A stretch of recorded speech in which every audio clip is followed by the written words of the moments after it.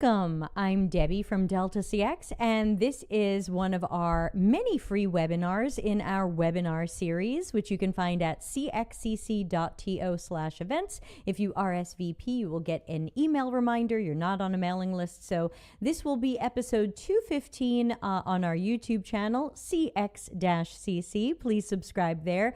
And today is a topic that you requested, so I get to cross it off the list. This is all brand new content. I just wrote this weekend just for you. So this answers the questions.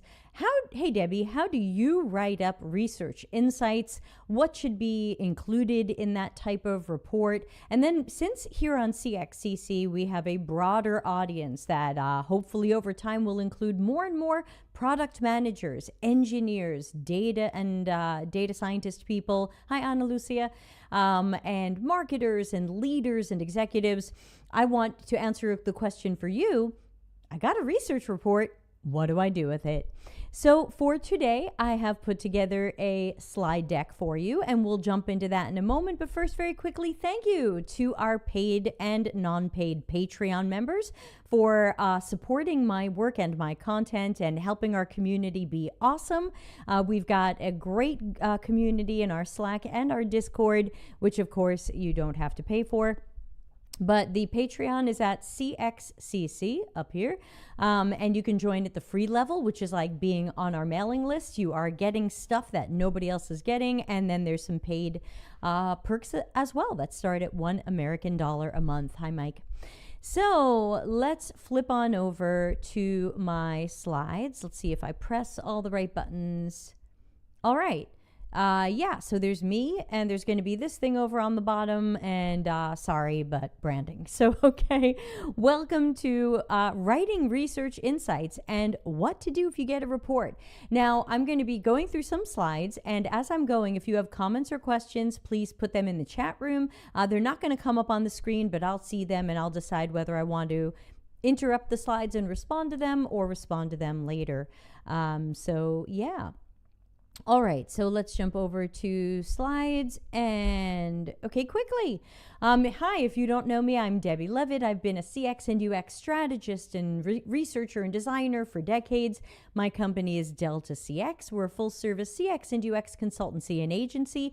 In addition to doing CX and UX projects, we consult with companies to help them improve their teams and practices and the relationships between other departments and CX and UX. And we also go into companies as change agents, finding what's not working, improving processes and teams, and helping companies be more customer centric. That's why people call me Mary Poppins. I fly in, fix everything I can, sing a few songs, and fly away to where I'm needed next. Also note that I tend to say CX and UX interchangeably. I think when they're done well, they are pretty much the same thing. And I don't want to die on the hill of who's a user and who's a customer, because then I find that's a way we split people up to care about one group and care a lot less about another. So they're all part of our ecosystem. We have to care about all of them. All right, and don't forget, my camera icon is back. When a slide is just about done, you'll see that come up, and that just for people who like screenshots or whatever, that's a good time. Otherwise, just so you know, that slide is done animating. Okay, so we did some research. Now what? Well, first let's talk about the difference between, one difference between findings and insights. Findings are a list or sometimes an explosive fire hose of what you heard people say, what they claimed they wanted, or what they did. It's almost a summarized transcription of the session with the participant.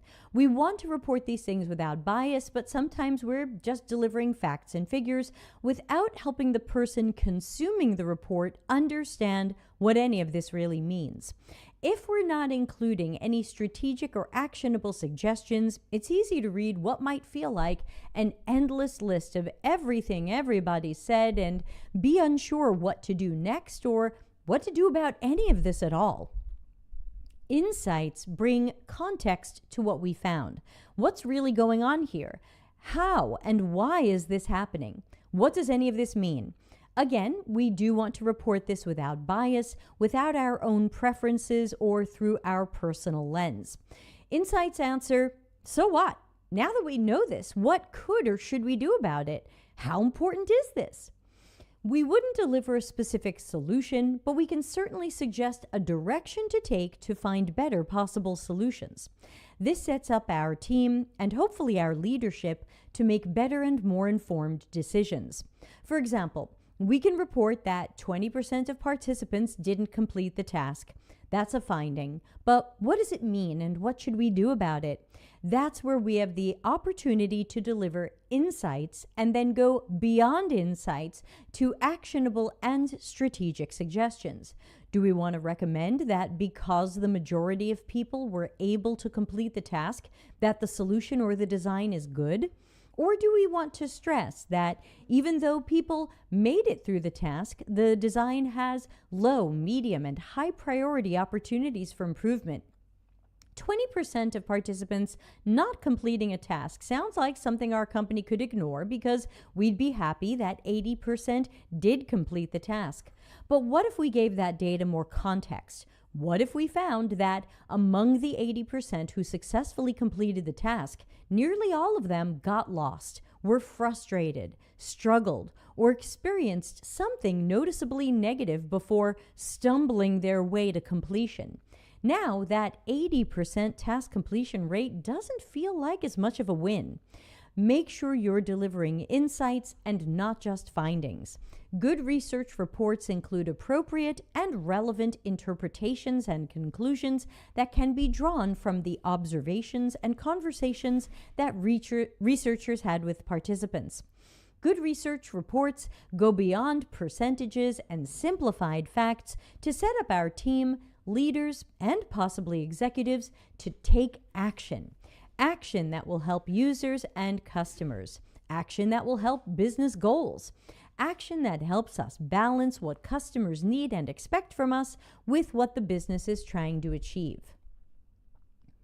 Let's see another example of this. Let's say that our research determined that 63% of participants are having trouble saving money. That certainly is a finding, and it sounds cool. But so what? Let's imagine that in this study, we learned more about our target audience's tasks, needs, decisions, motivations, and real-life experiences. We learned that most of the people having trouble saving are out of work, just bought a new house, or had a baby. This gives us color and context. We can understand that there are now short-term or long-term blockers that keep people from having money available to save. Note that we might not have this information depending upon the methods and execution of research. We might not have learned about real-life experiences or why people do or don't do something. A survey might have revealed how many people struggle with saving, but not why. Interviews done by someone who isn't a great researcher could reveal that people struggle with saving, but not why. Research that is flawed or not done well often leaves these questions hanging. We then use opinions, guesses, and assumptions to fill in the unknown why. I'll talk about this in a later slide. Back to our example. The insights into why people struggled to save made us better informed, but is there something our company should do or not do about this? Does the research suggest what would work best for these people given their real-life situations? Should we just build something to try to motivate them more? This is where providing strategic and actionable insights and suggestions in your report, so again, focus on suggestions, can help your team and leadership even more. We might recommend that this particular segment is just not the sweet spot of your audience. It might not make sense for our company to aim products and services at an audience that's financially struggling. Or we might believe that we have some specific solutions for this audience given their personal challenges and what we learned about their real-life experiences. Perhaps we recommend that the problem here isn't motivation. These people absolutely wish they could save money. They feel very motivated, but life is in the way. Situations outside of their control keep them from being able to put money aside. Perhaps this is a period of time in which they're using or depleting their savings, certainly not adding to their savings. Oh, thank you, Ana Lucia. Ana Lucia says, I'm bookmarking this webinar to consult again when writing my report. Yes, please do. Where was I? Oh yeah, so perhaps we're learning that it's not that people aren't motivated. Life is just in the way, and maybe they're depleting their savings, not adding to it. So we as researchers might recommend that we not treat these people as if they're just unmotivated. If our company has people like this in our target audience, what can we create or offer that treats this audience like we understand them versus treating them like they're just not trying hard enough? Our research report might not have that answer. The research and report might have been solution agnostic, but we can help push our team's boat out by sending them in a certain direction. We've also sent them away from the common direction of treating customers like their deep and complicated life situations have a shallow or simple solution like be more motivated. Creating the report. The first step in creating a research report is to travel back in time to before the research starts. Oh, hi from Indonesia. Thanks for joining. Let's travel back in time to before the research starts because there are some things we need to do that will affect the report we write later. There are two key things I like to do before even starting or planning my research. One is my discovery phase knowledge quadrant. You can find the full video on that and how to facilitate that exercise on the CXCC YouTube channel as episode 196. Just search YouTube for CX-CC 196. This exercise collects open questions, assumptions, outdated information, and anything your cross-functional team and stakeholders want your research to answer. If it can help them strategize, decide, or prioritize, we want that question or assumption on the board. This also helps show research value later, since we have answered the open questions that people needed answered. The second thing that I do is find out from my cross-functional team and higher stakeholders how they prefer to receive and digest a research report. People tend to have different preferences and styles, and I like to play to my audience. Very few people like a long meeting where someone reads slides to them, says the person reading slides to you. I'm using wordy slides for these webinars for accessibility. I'd like people to be able to easily see my key points whether or not they're hearing me talk about them. But we know that at our jobs, we don't love going to meetings where people read slides to us. We must take a little time to find out how our teammates and others in our ecosystem want to consume our research, insights, and suggestions. Do they prefer a long-form report or slides?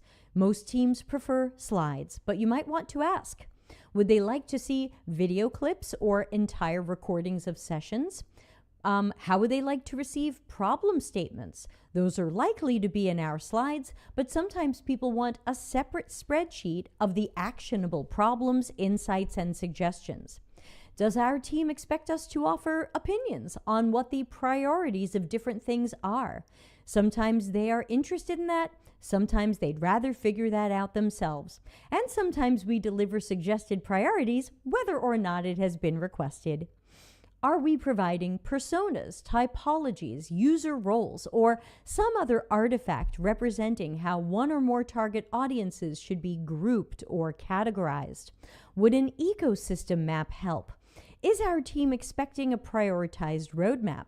At some companies, that might be someone else's job, but my company has done research projects where the output included recommended features and a prioritized roadmap. What about an empathy map, customer journey map, or other artifact? Anything that helps our team strategize, prioritize, or decide can be a welcome or helpful document or artifact. But I often warn against any artifact that isn't helpful. For example, I'm not a fan of empathy maps. We know what people said or did, but we can't really know what they thought or felt. This might be assumed or made up. and what they said or did might only be findings without clear insight or action. Therefore, to streamline your work and show your team that everything you deliver is, say it with me, meaningful, actionable, and helpful, consider not bothering with any document, artifact, or map that doesn't really bring value to your team or the project or stakeholders.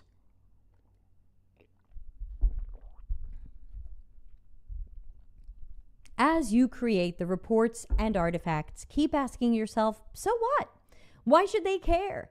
What does this mean? What should they do or not do about it? Make sure everything is actionable. Remember that your advice might be towards a certain direction or away from a certain direction. Advice to not do something can be as important as advice to do something. What kinds of sections will our report have? Typically, I will start with the research method. What were the goals of this research? What were the participant profiles, as in how many and what types of people did we meet? What methods did we use? What tools or systems were utilized in conducting the sessions? The next part of my report is typically user typologies, if we didn't already have these, or I want to remind people of our audiences. I introduce how we divided the target audience into groups based on behaviors, tasks, and needs. My typologies are rarely, if ever, about demographics such as age, ethnicity, income, or preferred brands. Next, we jump right in with the key takeaways. If someone only read or listened to this part of our report, they must learn the key insights and suggestions. They might not continue further in the report or the video to hear about additional findings, insights, examples, or details. I normally have a section that I like to call something like Answering Your Questions. This is where I dedicate one slide to each of the questions I collected on the knowledge quadrant. The bullet points or other information on the slide provide the answers and suggestions. From there, the sections of the report might vary based on the type of research we did. I'll cover this on the next slide. Excuse me. And the report normally ends with resources, which would be links to this study's documents, artifacts, videos, maps, and more. If relevant, you might even want to link to other studies or something else in your research repository. You can also include how you want people to get in touch with you if they have questions about this study or something they're hoping to learn in a future study. Okay, we have a question from Ana Lucia. So unless asked specifically, we should use our good judgment to decide which artifacts would be the best to deliver and answer the question we were asked. I think you can use your good judgment to decide what you're delivering, but I also work with my team and stakeholders on that. So typically I'll offer them a list. I'll say, hey, I plan to deliver you a report as a slide deck. You're going to get some video clips with some quotes related to some things that we heard. And you're going to get a spreadsheet of the key problems, insights, and suggestions that we have for you. Is there anything else that you need that would help you do your work better, strategize, prioritize, or decide? And sometimes they go, oh yeah, I really need a map that shows blah, blah, blah, whatever it is. So, or you might say, hey, we're making personas this time. I'm going to give you user typologies and blah, blah, blah. You know, what else do you need? So I think it can be up to us to at least start by deciding, because if we go to our teammates and go, hey, I'm going to do a research report, what do you want? They'll be like, what are my choices? So typically I'll say to people, here's some things I'm going to deliver to you. And if I think they're really unfamiliar with research, I'll say, here's some things I'm not going to deliver to you and why I don't deliver them. Like, here's why you're not getting an empathy map, or here's why you're not getting personas. But again, that sometimes confuses people. But again, if they get excited about, ooh, what is this? I might want it. That's your opportunity to say, I can deliver that, but I might need more time. The more I deliver to you, the more time I need to work on this project. If it's important to you, please give me more time. Oh, no, maybe I don't need that. Okay, whatever. So that's how I would approach it, because you can't just ask people, what do you want? They're usually unfamiliar with our documents and artifacts. So usually I tell people what I'm going to deliver and why, maybe some things I'm not going to deliver and why. And, if you need something else, let me know, especially if it's something that might take me more time. Thanks for a good question. So if the study is evaluative and designed to be a super fast round of feedback, such as after some quick, unmoderated research, I sometimes don't write up a formal report at all. The amount of time it would take doesn't match the speed at which the team is trying to go. I will typically get a list of insights and suggestions to the designer. But assuming that this is worthy of a longer report, let's look at some of the sections I might include for different types of research. My report might have different middle sections based on the type of study that it was.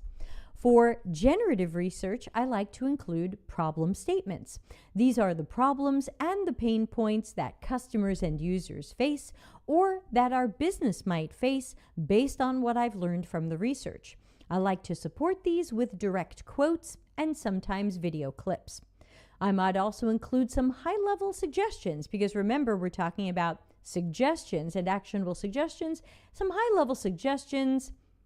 What are some directions you could go in to solve these business or user problems? For more strategic projects, I am sometimes expected to provide what our CX, UX, or product strategy should be. This doesn't mean I'm providing a specific solution, mechanism, or screens. I start with how my team recommends approaching solutions to our problem statements, which again, sometimes I do even when it doesn't seem like a very strategic project, just to add value and throw some of my ideas out there. So again, up to you to find the right balance of what you offer.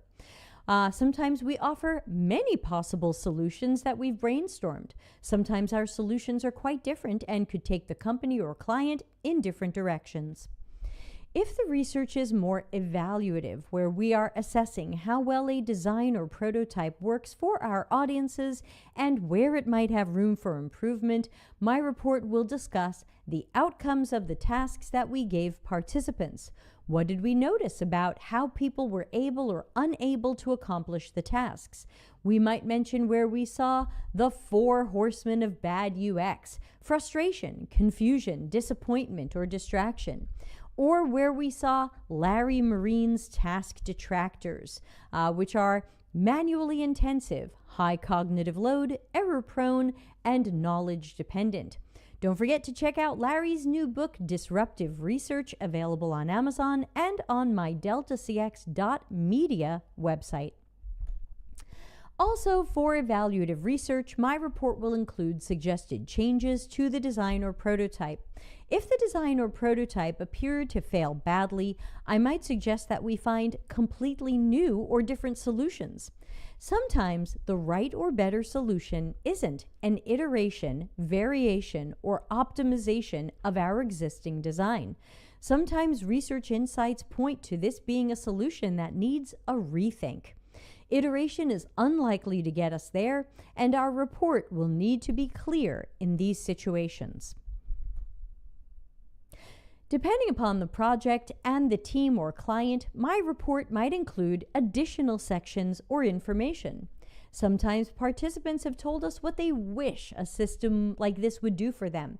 They have an interesting idea of how their problem could be solved or their task improved. Even where these are fantasies, I will sometimes include them so that the team can learn what is on participants' minds.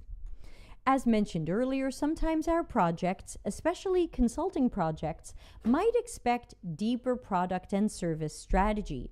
Our report might include a potential product roadmap, priorities, or a timeline. Sometimes the client or team wants our suggested features or solutions. Sometimes they don't want us to stay solution agnostic or be more general in our solutions. They might need help with a business model, product market fit, or potential product services or features. And in that case, we might start creating designs or a prototype. Otherwise, we try to keep our suggestions more high level so that they don't seem like demands, the only right way, or stepping on the toes of the people at the company responsible for coming up with solutions. My report might also include where this research study has room for improvement. We might know that the study had flaws, and we want to be honest and upfront about these. Perhaps we were not given enough access to the target audience we needed and had to pick a more secondary or less relevant audience. Perhaps we were pressured on time and interviewed fewer people than best practices would recommend. Perhaps we knew that the best way to answer the team's open questions would be observational and interview research, but we were forced to run a quick survey. You don't have to name anyone who contributed to the flaws in your study, but you can mention how and why the study might be flawed. You can also suggest what a future study or follow-up research should cover. For example, if this study only included a handful of customers who all happened to be white men, you can suggest that a future study include more diverse participants as well as audiences who are not current customers. The more sections you add to your report, the longer the report will be and the less likely that some people will read through all of it. It's just the nature of human attention span. So make sure you're including whatever is important, compelling, and actionable. Nobody's giving out awards for long research report length. Now, for those of you who join our channel and aren't researchers, you might, this is still sharing the report. Then I have a section on what to do if you get a report. So how do you share this report? Well, let's talk about how I do it. Whether or not it is specifically requested, I deliver a video of me, kind of like this, presenting the research report. I'm in some little circle somewhere and I'm showing the slides and I'm talking through things. Based on the length of the report or slide deck, sometimes I present the entire thing and sometimes I only present the key takeaways. I introduce all of the available documents and artifacts, even if I don't walk through them. I'll make sure the larger team and stakeholders know that these are available for their review. I record these videos with Loom, #not-sponsored. This allows people to see my face and hear my intonation. Sometimes I go beyond what's written on the slide to add a little more color or detail. These video presentations are also great for accessibility. If someone doesn't want to move through a long slide deck for whatever reason, they can listen to the key elements or possibly the whole presentation in an audio format. You're also providing something that teammates and stakeholders can re-watch if they want. The video format can also be easily shared with others internally. And since the video directs people to the other documents and artifacts, if it happens to be shared alone, people know there's more to consume. Some people love video presentations because they like to watch at faster speeds. My 35-minute presentation video can be seen in 21 minutes. My 16-minute key takeaways and suggestions video could be seen in 8 minutes. Do I schedule a meeting to deliver the presentation or read through the slides and take questions? I don't. I send my video and all of the documents and artifacts prepared for teammates to consume. This might not include internal recordings or notes that we don't share unless requested. I send the report out with a new frame on the Knowledge Quadrant Miro board, also not sponsored. This frame welcomes questions that people consuming the report come up with as they move through the video or documents. I schedule a follow-up meeting to address both the questions collected on this board as well as any spontaneous questions that come up during the meeting. I normally give the team at least a few days between delivering the report and the Q&A meeting. Okay, now this is for our non-researcher teammates joining today's webinar, live or recorded. Thanks for coming. So someone gave you a research report. Is it true? Is it real? What do we do with it? Let's talk about that. If you're not a researcher and someone has given you a research report, how believable will that information be? In my opinion, and opinions may vary, I believe that the better rigor the study had, the more we can believe the evidence, data, and knowledge that it provides. When I see research reports from studies that included the wrong audience or not enough people, I'm less likely to believe what the report suggests. If the study asked the wrong questions or used the wrong method for what we wanted to learn, I'm less likely to believe what the report suggests. If I saw any of the sessions live or as a recording and I see poor moderating or interview techniques, I'm less likely to believe what the report suggests. And if the study magically proves us right with little or nothing invalidated, wow! I'm less likely to believe what the study or report suggests. These could be biased studies, and that's just a warning sign for me. Fly the red flag. I'm looking for good rigor and technique without this being an academic study. At most companies, organizations, and agencies, we don't have time, and usually there isn't interest in a more traditional academic study. Obviously, where there is, do an academic study. But I'm looking for good rigor, technique, and best practices based on CX or UX research. I'm checking these studies and reports for root causes and why, as well as the report making it clear how we learned that or came to those conclusions. Anything that looks guessed, assumed, or stereotyped is a result I'm less likely to believe and will take with a grain of salt. Anything mistaking symptoms and consequences for root causes is something I might believe, but I would recognize that the research didn't go deep enough and could be misleading or not actionable. As you review a research report, watch for your own biases. Are you only listening for whether or not your idea or assumption were right?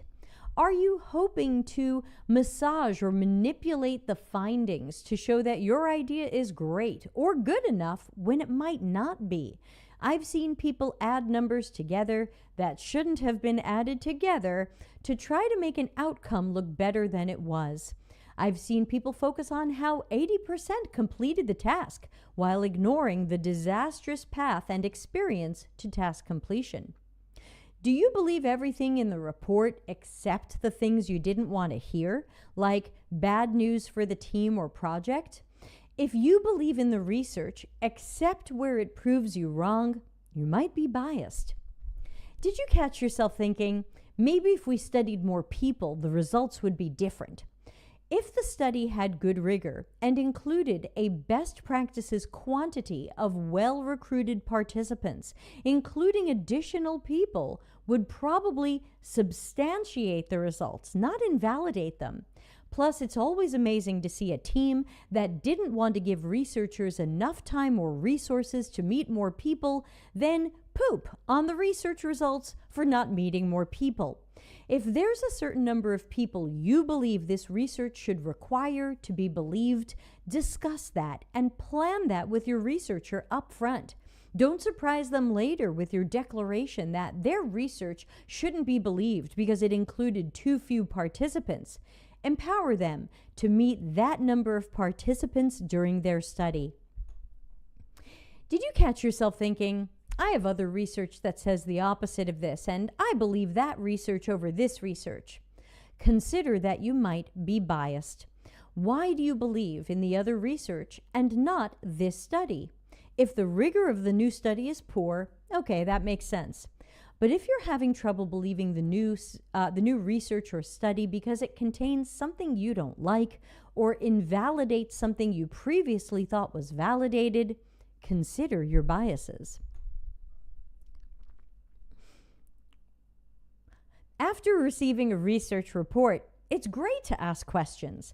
A great researcher welcomes questions, even challenging questions, especially around why. Do you need more information about why target audiences do or don't do something, the root causes of their problems, frustrations, or blockers, what motivates them, or how they make decisions? If the report doesn't include enough of these, it's okay to ask questions. If the study lacks this information, it shows that we need an additional or follow-up study, possibly a larger or more rigorous study that will answer the questions our team needs answered. Ask questions. Don't fill in, assume, or stereotype the unknown why. One area where research often goes very wrong is not even the research itself or the reporting. It's how teammates take fresh evidence, data, and knowledge and build new guesses, assumptions, and opinions around this. But rather than replacing these new guesses and assumptions with further evidence and information, our teammates run with guesses and assumptions, hoping that they're right, and this will be fast. But sometimes it's not fast. Sometimes it's risky and slow cycles of guesses. It's easy to assume, as we talked about earlier, that people having trouble saving money just aren't motivated enough, and we must need to motivate them. I've seen teams assume that people with Android phones spend less money than people with iPhones until someone dug into the data and found the opposite for that particular company. I've seen people say that German people are like this, or black people are like this, or autistic people are like this, and we must be careful of making assumptions based on stereotypes. And of course, once you have that research report, definitely ask your researcher more questions if you're unsure what their evidence-informed advice or suggestions are. Great researchers are strategic. They're not just journalists or reading you the evening news. They are often strategic problem finders with suggestions on the best direction for our customer and user ecosystem, as well as for our business. The most important thing you can do after a research study and digesting the report and artifacts is to take action. If we have a completed study, especially one that gave us great evidence, data, and knowledge, and we do nothing, that should be documented as a risk. The risk of having good information and not acting on it. Fresh and better knowledge of people, contexts, and systems should drive strategies, priorities, and decisions. And not just for our team or project. Great research and insights and their actionable suggestions should influence our leadership. I just want to make a note. We might even influence higher levels of leadership and executives. Better strategies, priorities, and decisions come from pursuing and utilizing the best and most current evidence, data, and knowledge. The best evidence, data, and knowledge will come from qualified researchers running studies with the appropriate rigor for the open questions that we have. This means empowering specialized researchers to do their jobs well. That empowered work sets our team, project, and leadership up to create better strategies, priorities, and decisions as early as possible. All of us at every level should be making good informed decisions. Poor decisions and uninformed decisions contribute to unnecessary risk and waste. Sure, there are many ways to make research faster, smaller, or validate what we hope to validate. But when we care about quality, outputs, and outcomes, and everything else at our company that stems from or is a consequence of our level of quality, we understand the importance of better and great research. And that's today's webinar. I'm happy to take some thoughts, comments, questions. If you're watching the video, put some comments here in the YouTube comments. Helps us in the algorithm. Give us some thumbs up as well. Please press the like. And I will swing back here so it's a giant picture of me. But yes, I welcome any questions or comments that people might have about research reports. Of course, I couldn't show you one because all of my research reports are highly confidential and I just can't show them, but at least I can tell you how I put them together, what's in them, how I present them, and of course, if you're receiving a report, what are some things that you should do when you get that report. These are certainly things I do when I get other people's reports. So we'll see if anybody has any questions, and if not, we will wind down the webinar for today. Meanwhile, just another reminder to please subscribe to the YouTube channel at CX-CC. We've got content for nearly everybody in tech. This is for CX, UX, product managers, product owners, engineers, scrum masters, marketing, data and analytics. We want to create, oh, thank you, Ravi. We want to create something that speaks to everybody here, the customer-centric heart in all of us, and balancing that with business goals. So I hope you'll please consider joining our community. We've got the free version at patreon.com/CXCC, and also some paid levels in case people want to level up, but it's totally optional. I would just love to see you in the Patreon, even if you're not paid. All right, I don't see any questions coming through, so I will wind down our episode for today. And somehow I forgot to press the record button, so luckily this will be up on YouTube. It will be available first to our paid Patreon members for 2 weeks, and then it will be made available to everyone else, and that's the way we do the Patreon. So I will fire us out of here, and I hope to see everybody real soon. Tomorrow, of course, is Q&A AMA, where I take your questions live, and that will be at 11 p.m. Italy time. Thank you, Gloria. Thank you so much. And again, feel free to share these videos with your coworkers. The LinkedIn one will come down because people can't find it later anyway. The YouTube one will stay up, but it'll be for Patreons for the next 2 weeks, the paid Patreon members. So thank you again, and see everybody soon in another live event.